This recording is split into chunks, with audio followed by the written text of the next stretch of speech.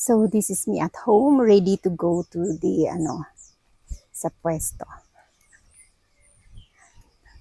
So yan, this is the view sa bahay. Yan, mga nilabhan ko, yan ang bahay namin dito sa bundok.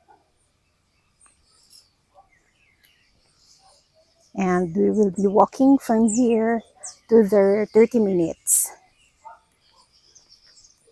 So I am starting here 9 o'clock and I'll be there 9:30. Grabe, I'm super late. I'm always super late. Di pale. Kasi the ones buying are mga super late din. Usually hapon. So we will be passing by this tanim ng nanay ko. See. Yan.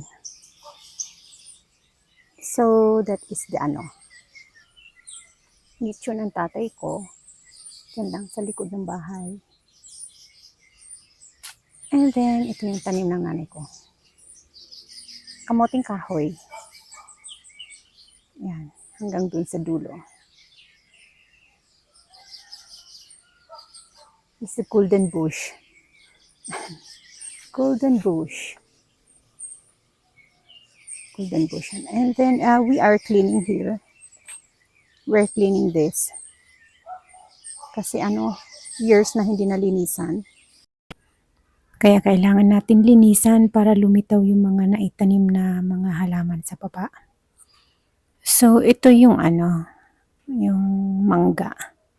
Namunga siya ngayon pero nagbitak-bitak nung umulan. So nahulog lang. Diyan sa baba tinanim ng nanay ko pinya, saging, kape, ganon. Tapos ngayon mahangin. Kaya ganito. Medyo mahangin ngayon. Ayun gumagalaw yung mga puno. Yan, gumagalaw sa hangin. Yan, kamuting kahoy. Tapos ito yung daanan namin. So yan, nakikita ninyo, laging ganyan.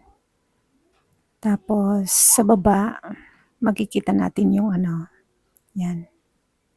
Nalinisan na. Yan. So ngayong araw, hindi ako naglinis ng umaga dito. Kasi naglaba ako ng maaga.